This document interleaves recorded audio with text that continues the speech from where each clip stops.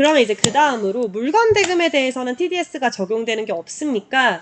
라고 할 수 있는데 물건 대금에 대해서도 TDS가 적용되는 상황이 있어요.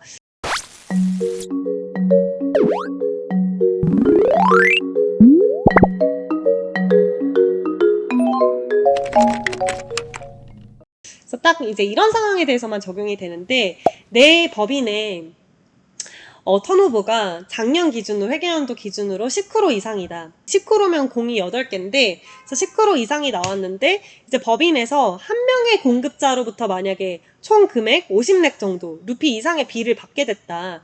그러면은 0.1%의 TDS를 공제를 해야 돼요. 여기서 이제 사실 질문이 또 나오게 되는 게 이 그 공급을 내가 올해 50렉 이상을 받을 거라는 걸 어떻게 알고 미리 0.1% TDS를 공제를 하냐라고 물어볼 수 있죠.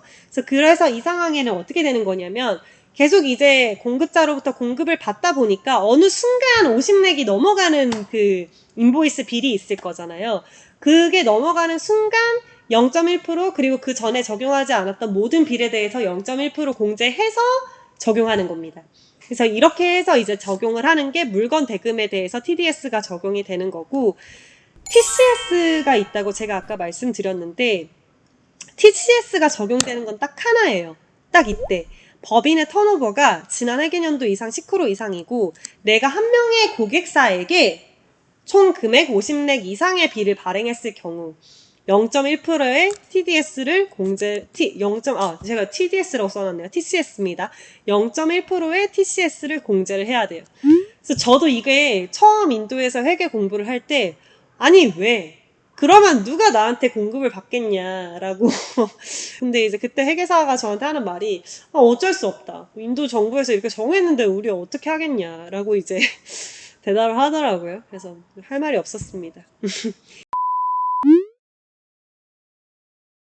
이거 이제 TDS랑 TCS 적용되는 거에 대해서 조금 더 디테일하게 하나만 제가 더 짚고 넘어가면 만약에 이제 TDS랑 TCS 이제 적용할 때 내가 지난 연도 회계 기준이 없다. 내가 올해 회계 연도에 설립된 회사다. 라고 하면은 이거 TDS, TCS 적용 안 해도 되냐? 라고 물어보시는데 그게 아니에요. 만약에 올해 기준으로 회계연도 기준으로 어느 순간 턴오버가 10%가 넘었어요. 그러면 그 순간부터 이 기준을 적용해야 됩니다. 근데 여기서 헷갈리지 말아야 할 거는 이 10%가 넘어서는 순간 이전에 받았던 빌들에 대해서 그냥 다 적용해야 되냐. 그게 아니고 이 순간부터 그 다음 회계연도 전까지. 그때 이제 이 TDS랑 TCS를 적용을 하면 됩니다. 그래서 여기까지가 지금 TDS랑 TCS가 언제 적용이 되는 건지에 대해서 전체 설명을 드렸고요. 그 다음이 이제 TDS, TCS 어디서 납부하고 어떻게 신고하냐. 인컴텍스 정부에서 이제 납부하고 신고를 하고요. 그 납부한 신고 내역을 수정을 해야 된다거나 또는 이제 리포트를 받아야 된다거나 하는 일들이 있을 때는 이제 다른 사이트에서 다운로드를 받으면 됩니다. 그리고 이제 이 TDS, TCS가 매달 이제 2월 7일까지 납부가 되어야 되고요. 제가 여기에 납부의 경우 계산 제출이 미필요하다라고 되어 있는데, 그러니까 그냥 회사 내부적으로 내가 이제 납부해줘야 되는 TDS를 다 계산을 해서 금액만 납부하면 돼요. 그러니까 이 납부 근거는 제출을 안 해도 됩니다. 그러면 이제 이 납부 근거는 언제 제출하는 거냐면 이때 제출하는 거예요. TDS는 각각 7월 31일, 10월, 1월, 5월 31일자에 이제 신고가 되어야 하고 TCS는 7월, 10월, 1월, 5월 15일자로 이제 신고가 돼야 되거든요. 그래서 이때 당시에 내가 미리 납부를 해놨던 거에 대해서 그 납부 근거, 그것의 계산 근거를 이때 당시에 신고를 하면 됩니다. 그래서 이런 내용들이 들어가요. 그 신고서는 온라인에서 이제 진행을 하게 되는데 어떻게 적용이 되는 건지, 그러니까 그게 10%로 적용되는 임대인지 컨설팅 서비스인지를 적용 방식을 이제 그 클릭하면 그 열리는 거 있잖아요.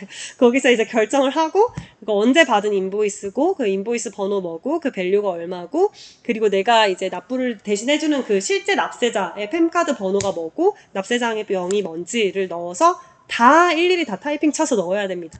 진짜 일이 많겠죠. 정말 일이 많지 않겠습니까, 여러분? 그래서 인도 회계가 정말 쉽지 않습니다. 자, 이런 내용들이 있어요. 그래서 사실 여기까지가 TDS, TCS에 대한 전체 설명이라고 보면 되고요.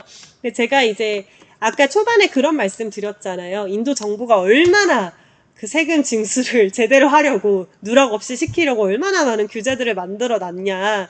정말 놀라실 거다라고 말씀드렸는데 이제 그걸 여기서 설명을 해드릴게요. 첫 번째는 납세자가 팬카드가 없는 경우. 그러니까 팬카드라는 거는 결국에 모든 이제 인도에서 소득이 발생되는 개인이나 또는 법인이 가지고 있는 그 고유 코드입니다. 그래서 이 코드를 가지고 법인세 그리고 종합소득세가 계산이 되고 납부가 되고 뭐 신고가 되는 건데 이 팬카드 자체가 아예 없어. 이런 경우가 있어요. 그러면은 이제 어떻게 해야 되냐면 거래 형태에 관계없이 무조건 20%를 공제를 하고 서비스 대금이든 뭐 임대비든 지급을 해야 되는 겁니다. 그래서 이게 얼마나 복잡한 일이냐면 내가 서비스를 제공을 받을 때 무조건 그 사람한테 팬카드 먼저 받아내야 되는 거죠. 그래야만 이제 미리 TDS를 내가 얼만큼 공제를 해야 되네? 아니면 이 사람은 20% 팬카드가 없으니까 20% 공제해야 되네? 라고 하는 거를 알게 되는 겁니다.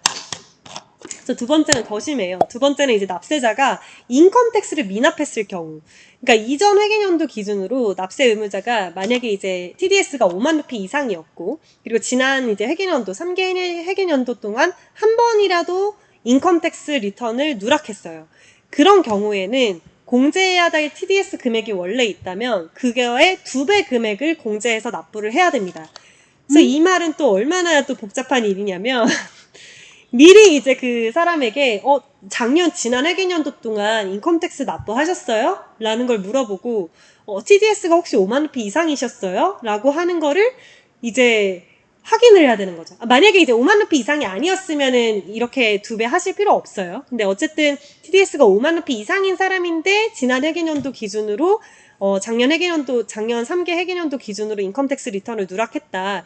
그런 경우에는 2배를 이제 공제해야 되는 거죠. 근데 누가 납부 안 했는데요. 이렇게 쉽게 말해주겠어요. 그래서 이제 저희 쪽에서는 Form 26AS라고 하는 서류를 요청을 해야 되는 거고, 그리고 더 FM대로 사실 안정장치를 위해서는 acknowledgement라는 레터를 미리 받아두는 게 좋아요. 그래서 만약에 너네 왜 2배 공제했었어야 되는데 안 했어? 라고 하면 진짜 억울하지만 저희 쪽에서 이제 그 매입이 인정이 안 되는 경우가 있어요. 그러니까 너네가 이거 직접 체크해서 2배를 공제했었어야지 라고 하는 경우가 있거든요. 그렇기 때문에 그때는 저희가 소명을 해야 되잖아요. 왜 2배를 공제를 하지 않았는지. 그런 경우에 저희가 이거 받았던 에크널리지먼트가 있습니다. 분명히 저희한테 3개 회계연도에 다 이제 인컴택스 리턴을 했다고 해서 저희는 그것 때문에 2배를 공제를 안 한 겁니다. 라고 소명을 할 수 있는 거죠. 결국에 이제 인도가 인컴택스를 이제 제대로 신고를 납부를 하도록 서로 권고하고 서로 이제 체이싱을 하는 구조를 만들어 놓은 거라고 보시면 됩니다. 다음이 이제 신고 중 거래건을 하나 뭐 2개 이렇게 누락을 했다. 그런 경우에 어떻게 하냐. 그래서 이거는 그냥 수정 신고하면 됩니다. 여기 들어가서 그 신고 내역 수정 또는 리포트 다운로드 할 수 있는 이 사이트 들어가서 수정 내역 하나 추가하면 되고요. 근데 이제 문제는 그 누락된 건에 대해서는 연기준, 그러니까 월 기준으로 1.5%, 연기준으로는 18% 이자가 부과가 되기 때문에 추가 금액을 납부를 해야 된다는 거죠. 그래서 사실 이게 그냥 수정 신고 안 할래라고 하면 나중에 더 복잡해질 수가 있어요. 그래서 무조건 하나도 놓치지 않고 TDS, TCS가 제대로 이제 납부되도록 관리를 해야 되는 거고, 그리고 혹시라도 신고가 누락이 됐다. 고객사 입장에서는 놓친 인보이스가 있을 수 있잖아요. 그래서 그거 인보이스 그냥 신고하지 마라고 하면 절대 안 되시고, 이거 TDS 신고에 무조건 반영해줘 라고 말하셔야 됩니다. 안 그러면 회계사들이 귀찮아서 안 해주는 경우가 많아요. 그래서 그렇게 하면 안 됩니다. 그래서 다음이 이제 아예 신고 자체를 누락했다. 그러니까 제가 말한 이 TDS, TCS 신고일자, 그러니까 1년에 8번 정도 있는 이 신고 자체가 아예 누락됐다. 그런 경우에 어떻게 해야 되냐면 결국에는 신고를 해야만 합니다. 그래서 결국에는 사업을 하려면 신고를 하셔야 되고, 근데 그 신고가 누락된 거에 대해서 이제 페널티가 200루피씩 매일매일 발생을 하는데, 이제 그 최대 페널티 기준이 있어요. 그래서 이제 실제 신고를 하려고 이제 다 납부를 이제 다 계산을 해보니, 만약에 납부해야 되는 금액이 2만 루피였다. 근데 내가 엄청 많이 밀렸어요. 막 1년 정도 밀려서 신고를 했다. 그래도 이제 나오는 페널티 최대치가 딱 2만 루피만큼. 그래서 총 4만 루피를 내게 되는 거죠. 그래서 신고가 누락된 경우에는 어쨌든 신고는 무조건 다시 하셔야 되고, 페널티가 매일매일 발생은 하는데 최대 페널티 기준이 있다까지 아시면 될 것 같습니다. 네, 여기까지가 TDS, TCS에 대한 내용이었고요. 제가 사실 웬만한 거는 정말 다 다뤘어요. 그래서 뭐 저희한테 회계 서비스를 받지 않는다고 하시더라도 이제 인도 로컬 회사에 회계를 맡긴다 하시더라도 이거를 이제 확인하시면 돼요. 왜 팬카드 달라고 말씀 안 하세요? 이분 인컴텍스 실제로 리턴이 3개년 동안 됐는지 안 됐는지 저한테 안 물어보세요. 이렇게 한마디 딱 하면 하고 많이 놀라겠죠. 그래서 그렇게 관리를 하시면 TDS, TCS는 놓치는 거 없이 관리를 하실 수 있을 거라고 생각하고요. 네, 앞으로 막 GST랑 다뤄야 될 게 많은데 정말 장장의 또 업무가 될 것 같습니다. 저한테는. 어쨌든 인도에 진출하셔서 사업을 하시는 모든 분들께 정말 도움이 되는 그런 자료가 될 수 있도록 준비를 했고, 이게 영상으로만 자료를 드리게 되면 사실 그때그때 생각이 안 나는 부분을 찾아서 보시기 힘들 것 같아서 제가 ADL 컨설팅 블로그에도 이 내용을 상세하게 적어놨어요. 그래서 그 부분에 이 PPT 자료도 올려놨으니까요.